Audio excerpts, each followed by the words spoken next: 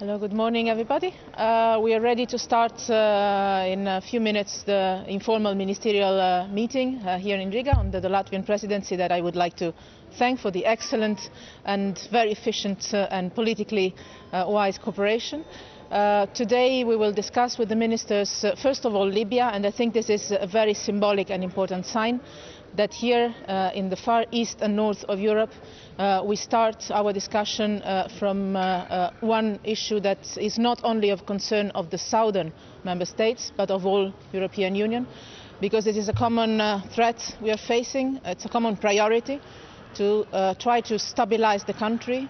We will have a direct link with Rabat in Morocco, where Bernardino Leon, with whom I just spoke, is leading the internal dialogue among the different parties.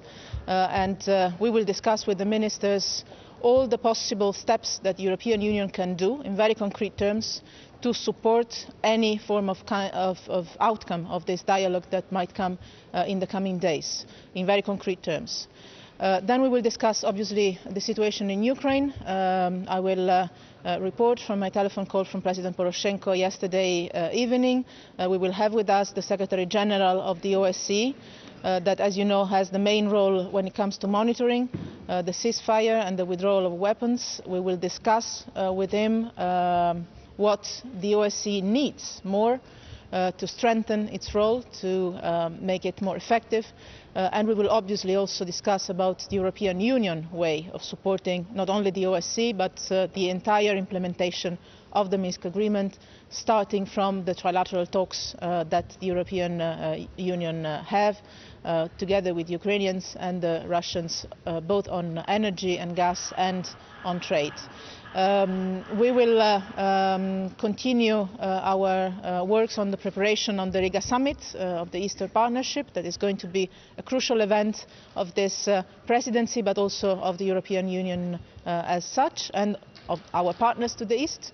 And we will conclude the day with an informal dinner where we also have our candidate countries represented. Ministers from our candidate countries will join us not only for tonight but also for tomorrow morning for a formal session of our works.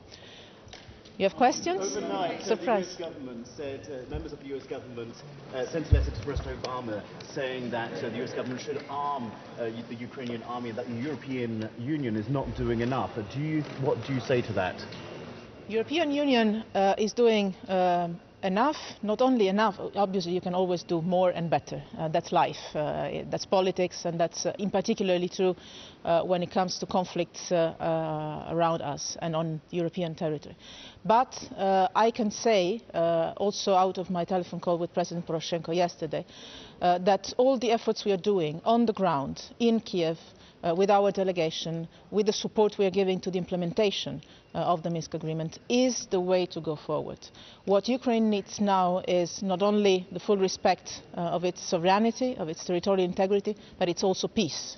And we have to work all together on these two dimensions, the full respect of the sovereignty of a country and a political solution to bring peace in the country. I think all the Ukrainians are very much aware of the fact that the humanitarian situation in the east is dramatic. Ukraine needs to move forward and is ready to move forward. And the European Union effort in that is, on one side, assisting the Ukrainian authorities, because we are doing that also when it comes to the reform of the security sector. We have a mission there from December 1st, so quite some months ago. But now we have to concentrate our efforts on making the Minsk agreement implemented. This is priority number one. Di Renzi sulla questione della Libia all'ONU, con il supporto che ha chiesto ieri. Maybe we do the English first and then we move to the Italian. Will you stay united on sanctions? I don't. Will you stay united on the topic of sanctions towards Russia? We always stayed united. We always continue to stay united. So this is not always easy, but it is always necessary.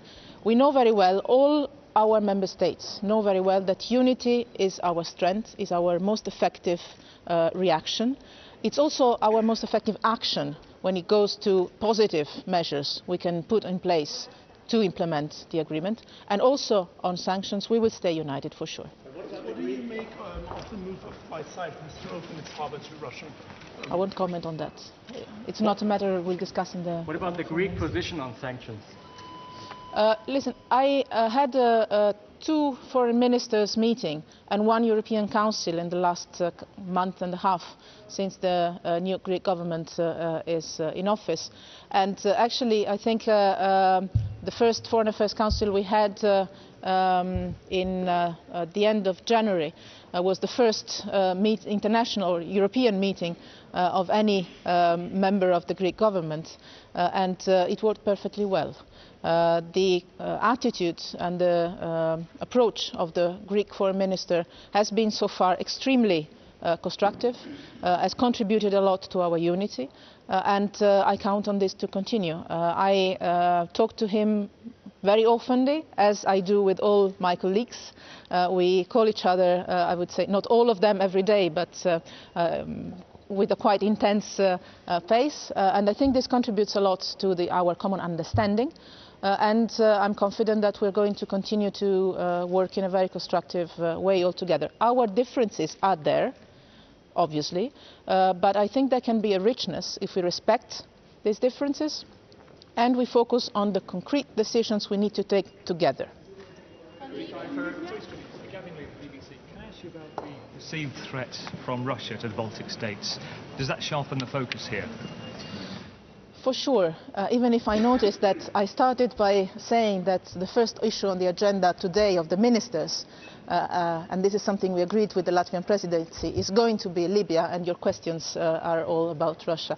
But still, yes, sure, there is a focus. We are 28 and we differ by geography, by history, by politics. The debate is rich not only among member states but also within member states. That's part of our democracy. And for sure in the Baltics, but not only in the Baltics, in this part of Europe, the focus is clearly on the perceived threats and also on the long-term relations we have to rethink with Russia. Yesterday I was in Helsinki. And obviously the core part of our discussion with all our interlocutors was about that. Not only the immediate challenges we have, but also how do we develop the strategic thinking, the strategic relations. And relations doesn't mean partnership, don't get me wrong, between the European Union and the Russian Federation. In the end of the day, when we are restarting and committing ourselves to the trilateral dialogues, being it on trade, being it on energy, it's not only a way of facilitating this process for the Ukrainians, but it's also a way of being aware of the fact that there is a broader picture we have to take in mind. Qual è la sua speranza sulla Libia, con i colloqui in corso, ancora a Rabat, e soprattutto se appoggia questa posizione, questa richiesta del Presidente Renzi ieri sulla Libia all'ONU? Ho appena parlato con Bernardino Leon, che sta conducendo questo sforzo a Rabat per un dialogo nazionale. Sta andando abbastanza bene, è chiaro che ci vorrà tempo e che le difficoltà sono molte. E parleremo con Bernardino Leon in collegamento telefonico con i ministri proprio all'inizio della nostra riunione ministeriale, e credo che sia simbolicamente molto importante che la Libia sia al primo punto all'ordine del giorno di questo incontro che si tiene a Riga, cioè nell'est e nel nord dell'Unione Europea, per essere uniti non soltanto quando parliamo di Ucraina e di Russia, ma anche quando parliamo di Mediterraneo e di Libia. Rispetto alle Nazioni Unite, questo è un percorso che abbiamo sviluppato molto insieme fin dall'inizio.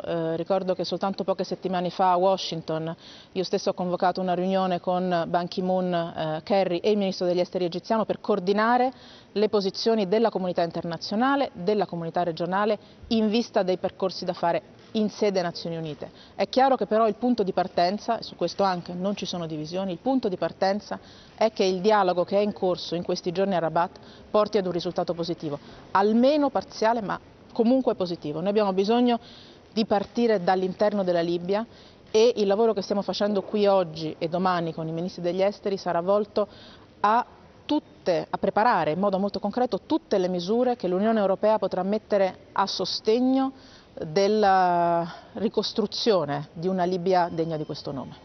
Grazie.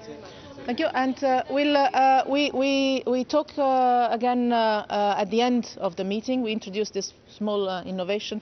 We make a short press point at the end of the afternoon. Thanks. Bye.